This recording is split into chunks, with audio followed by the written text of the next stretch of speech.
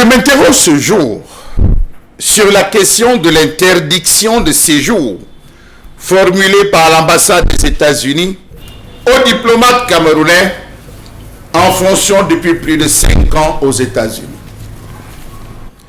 Les États-Unis viennent de donner 30 jours aux diplomates camerounais qui n'ont pas renouvelé leur statut malgré la correspondance de l'État américain depuis plus de 5 ans de quitter le pays ou de changer leur statut car ils ont épuisé le délai réglementaire de 5 ans. Aux États-Unis, on les compte 10, ceux qui ont 10 ans parmi le personnel, 7 ans, 8 ans, ceux qui ont 6 ans, 6 ans et demi, et qui sont là. Ils ne se dérangent pas. Pourtant, la loi américaine est claire. La décision datant du 3 août 2023 est celle du département d'État américain, équivalent du ministère des Affaires étrangères. Elle concerne presque tout le personnel diplomate de l'ambassade du Cameroun à Washington. Savez-vous que certains d'entre eux cumulent plus de 15 ans de fonction à l'ambassade du Cameroun aux États-Unis? Oui. Parmi eux, on compte les enfants des barons de ces régimes qui y sont.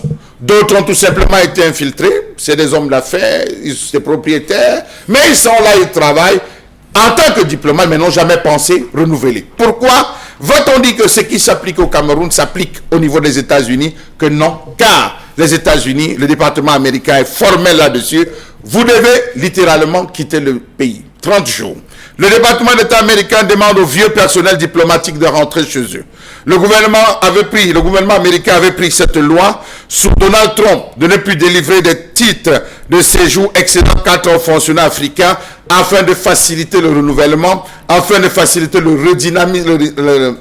redynamiser autant pour moi tous les aspects de la vie diplomatique dans ces différents pays.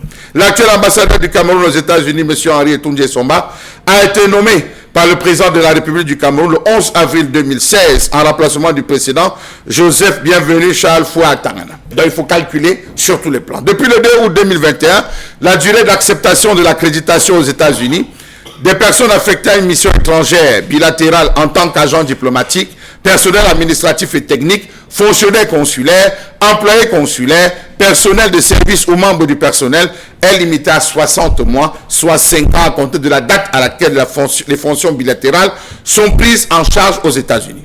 Au Cameroun, apparemment, l'on n'en tient pas compte. Pourquoi nos dirigeants n'ont pas compris que le renouvellement du personnel, les affectations du personnel sont des paramètres essentiels qui entraînent le dynamisme. Et puis les diplomates camerounais qui restent longtemps dans les pays occidentaux, ça donne plutôt à de l'affairisme. Cela donne une mauvaise image du pays. Dans tous les pays, il y a une rotation régulière tous les 2 ans ou 3 ans du personnel des ambassades. La preuve, depuis sensiblement 10 ans, combien d'ambassadeurs des États-Unis a roulé la bourse au Cameroun? Combien en termes de rotation on a eu à avoir? Pour éviter des problèmes de corruption d'une part, et d'autre part que ce ne soit pas les petits copains des membres du gouvernement ou des grands responsables qui soient dans les bonnes ambassades, ou les autres dans les ambassades ou des pays, autant pour moi, où la vie est plus difficile. On parle de renouvellement, on parle d'insistance. Hier encore, ils ont fait le même rappel. On n'a pas vu Yaoundé réagir. On n'a pas vu le ministre des Relations extérieures se bouger. On n'a pas vu le Premier ministre se bouger. On n'a pas vu le président de la République manifester ou cligner de l'œil. Dans tous les cas, on attend 30 jours. Ce n'est plus loin.